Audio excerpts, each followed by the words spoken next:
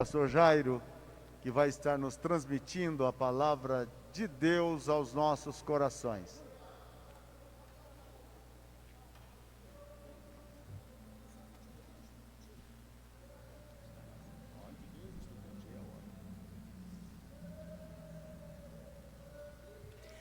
Queridos irmãos, a paz do Senhor,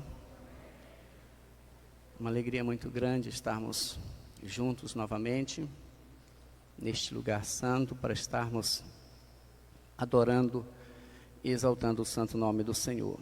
De pé como nós estamos, aproveitamos o ensejo, vamos abrir nossa Bíblia, no livro do profeta Isaías, capítulo de número 53. Quero louvar a Deus pela vida do nosso pastor, por nos confiar esta oportunidade de estar aqui ministrando a palavra do Senhor.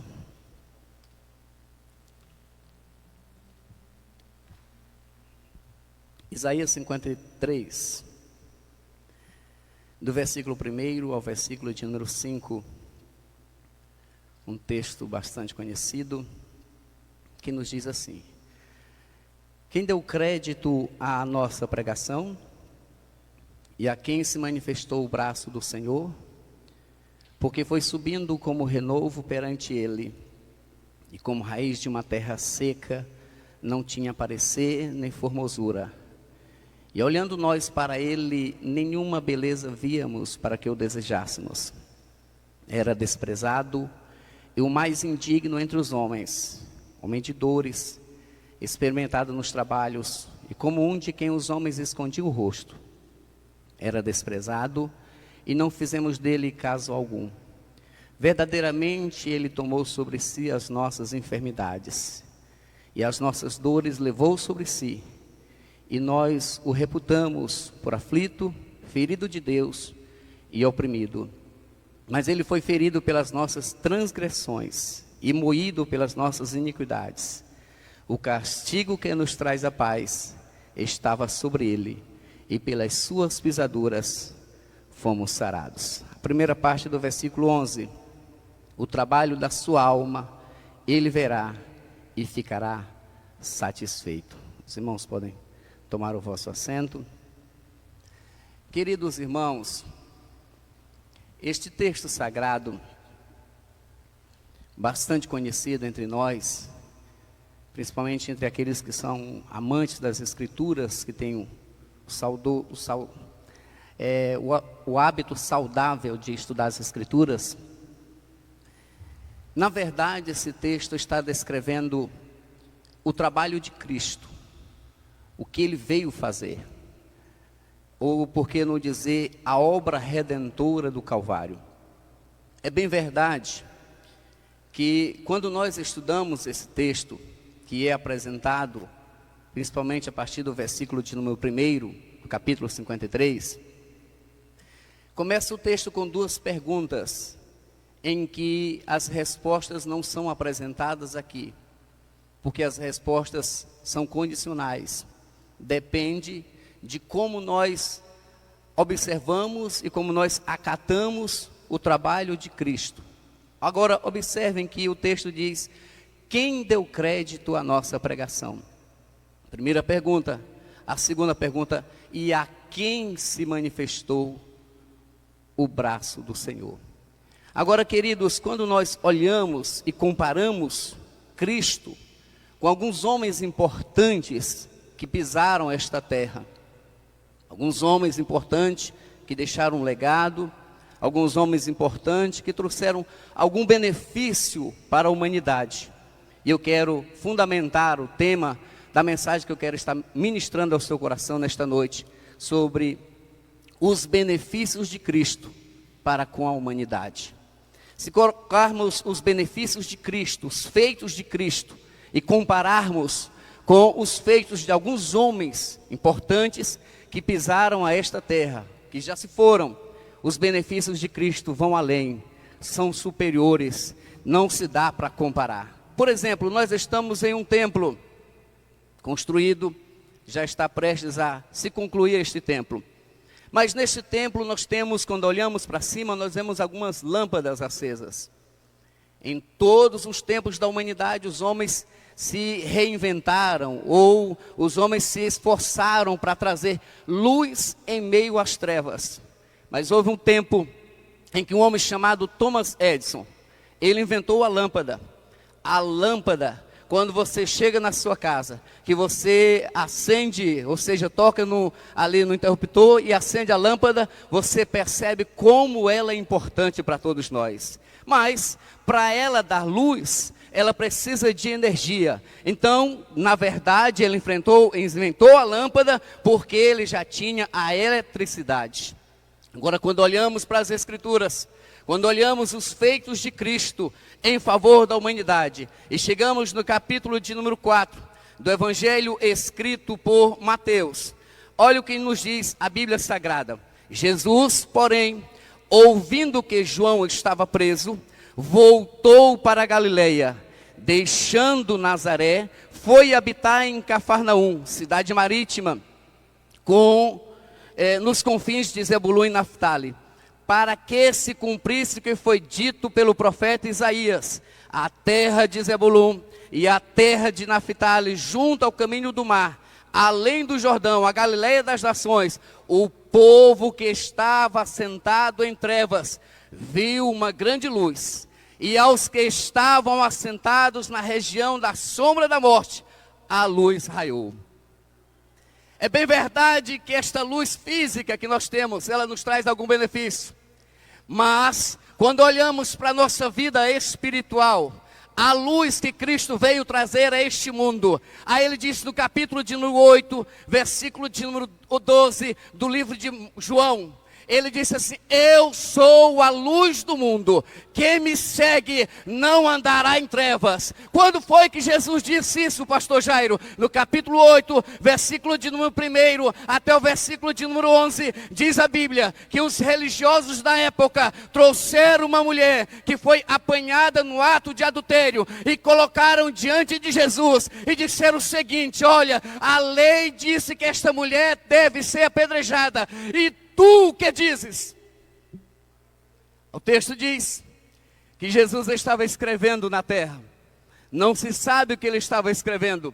Os estudiosos, os teólogos se debruçam em cima do que ele estava escrevendo na terra. Não se sabe, mas uma coisa é certa: quando ele se levantou, após inocentar a mulher, ele disse: eu sou a luz do mundo, no versículo 12. Isso quer dizer que as trevas da acusação estavam tomando de conta do coração daquela mulher, mas ali estava a luz do mundo, que veio trazer a resposta que a religião não poderia trazer. A resposta que a lei não tinha possibilidade de trazer, mas a luz do mundo está ali.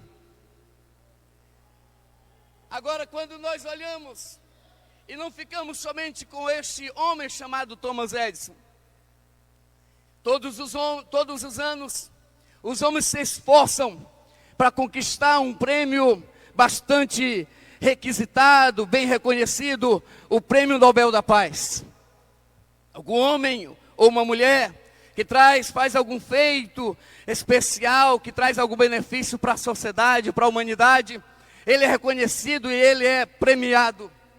Agora, quando olhamos para as Escrituras, e olhamos no capítulo 14, versículo de 27 do Evangelho de João, ele diz assim: eu deixo-vos a paz, a minha paz vos dou, não vos la dou como o mundo a dá. É bem verdade que as instituições querem premiar alguém que traz o benefício para a humanidade, mas ele diz: eu vou dar a paz para vocês. De que maneira, pastor? De que maneira que ele vai dar esta paz? Romanos, capítulo 5, versículo de 1, sendo, pois, justificados pela fé, temos paz com Deus, temos paz com Deus. Aí Paulo escreve no capítulo 2, versículo 14 de Efésios: Ele é a nossa paz. Diga para o irmão que está do seu lado: você tem paz. Por que você tem paz? Porque o príncipe da paz veio a este mundo, e o castigo que nos traz a paz estava sobre ele. Paz em meio às trevas, paz em meio à agonia desta vida, paz em meio às angústias deste mundo, você tem paz. Você tem paz. Você tem paz. Você tem paz. É por isso que a Bíblia diz, Romanos capítulo 14, versículo 27, o reino de Deus não é comida nem bebida, mas justiça e paz e alegria no Espírito Santo. Por mais que estejamos passando um momento delicado, um momento em que esta geração nunca tinha enfrentado, mas mesmo assim, em meio a este caos, a esta adversidade, a igreja de Jesus tem paz, porque um dia Ele veio a este mundo e nos deixou a paz. Paz, que Paulo disse que excede todo o entendimento, não dá para explicar. Eu me lembro que em uma certa ocasião alguém pediu para um desenhista desenhar um quadro que representasse a paz. E aquele desenhista, ele desenhou 2 quadros.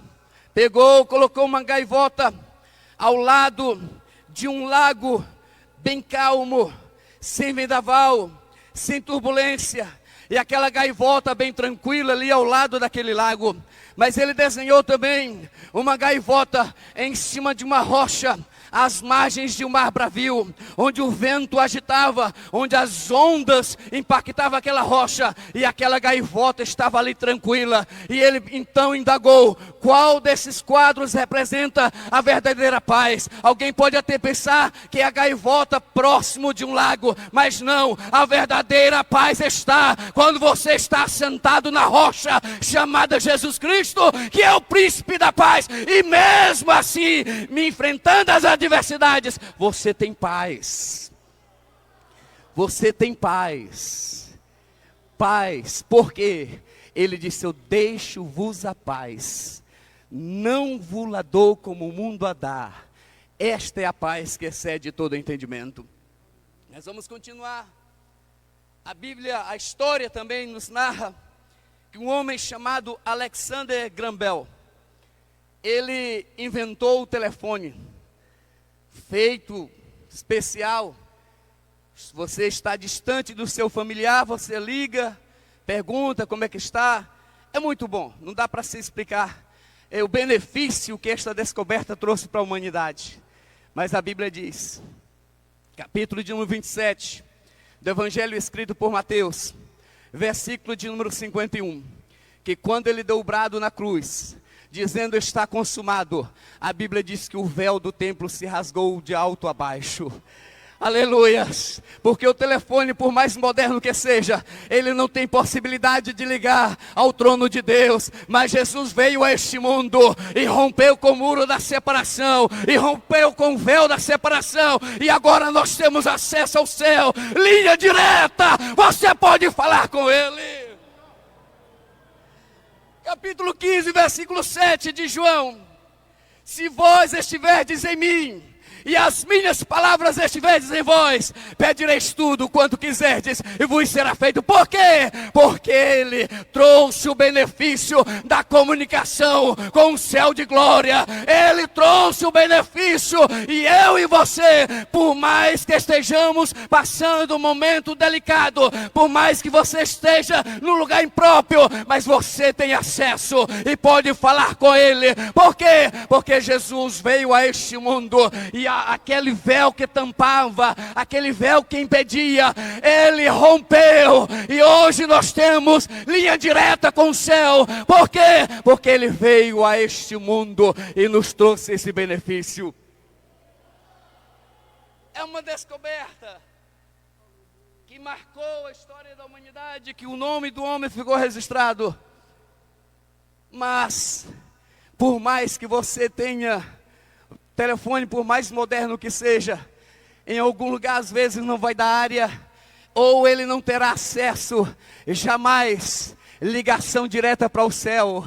Mas o crente, por mais simples que seja, por mais que esteja no lugar isolado, onde ninguém está vendo, onde ninguém está olhando ele está com seu joelho dobrado e os céus está aberto. Por quê? Porque Jesus fez muito mais do que Alexander Graham Bell. Ele nos deu o direito de falar com o Pai Celestial.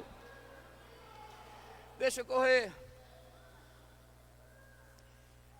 Mas tem outro homem, este é brasileiro, Santos Dumont, inventou o avião. Oh, como é bom. Você pega o avião aqui em São Paulo, daqui 2 horas, 3 horas, está lá no Maranhão. Se tiver com saudade da mamãe ou do papai, vai lá e abraça em pouco tempo. É uma descoberta, é uma invenção fenomenal. Estava muito longe e ficou perto. Viagem que demorava 2, 3 dias, hoje você faz em horas. De repente não dá nem para cochilar dentro do avião, porque já chegou. Mas, por mais moderno que seja o avião, ele não chegará no 3º céu. Ele não romperá com o que a igreja espera. A igreja não está programada para fazer uma viagem, digamos, até a América, Estados Unidos da América, digamos até o Japão, não. A igreja está olhando rumo às mansões celestiais. Aí quando ele está se despedindo dos seus discípulos, capítulo 14 de João, ele diz assim: credes em Deus, credes também em mim. Na casa de meu pai há muitas moradas. Se não fosse assim, eu vos teria dito, pois vou preparar-vos lugar. E quando eu for, voltarei para vós, e vos levarei para mim mesmo, para onde quer que eu esteja, estejais vós também. Aí ele diz no capítulo 14, versículo 18: não vos deixarei órfãos, voltarei para vós. O avião, por mais moderno que seja, ele jamais conseguirá transportar a igreja de Cristo Jesus no abrir e fechar de olhos para estar juntamente com o Senhor, para a glória e louvor do nome santo do Senhor. Agora, queridos, quando nós olhamos para o feito de Cristo, para o benefício que Ele trouxe para a igreja, para a humanidade, olhamos agora e voltamos para o capítulo 53 de Isaías, para o versículo 1, que diz assim: quem deu crédito? Diga comigo: eu dei crédito, eu dei crédito, eu dei crédito, eu dei crédito, eu dei crédito, eu dei crédito. Quem deu crédito? Aqui tem uma igreja que deu crédito no benefício de Cristo para com a humanidade. Primeiro benefício, Ele não disse eu vou trazer luz, Ele disse eu sou a luz. Ele trouxe paz, Ele é o príncipe da paz. Terceiro benefício, Ele rompeu com o muro da separação, com a cortina que separava. Hoje nós temos o privilégio de adentrarmos a presença do Senhor e falarmos com o Pai, porque Jesus veio a este mundo. Agora, por último, a expectativa da igreja é que a qualquer momento, oxalá se fosse agora, Jesus voltará para arrebatar a sua igreja e o mundo vai ficar aí pelejando para resolver o problema de uma pandemia, e a igreja do Senhor já estará nas mansões celestiais. Esta é a expectativa da igreja, esta é a esperança da igreja, em que o mundo não entende, não compreende, mas nossos olhos estão voltados para o alto, conforme disse o salmista no Salmo de número 121, eleva os meus olhos para o monte, de onde me virá o socorro? O meu socorro vem do Senhor, que fez os céus e a terra. Enquanto estivermos aqui, o nosso olhar está voltado para o céu, e a qualquer momento, Jesus Cristo arrebatará a sua igreja, e nós estaremos para sempre com o Senhor, conforme disse o apóstolo Paulo na sua primeira carta aos Tessalonicenses, a partir do capítulo 4, versículo 13. Que Deus em Cristo nos abençoe, em nome de Jesus.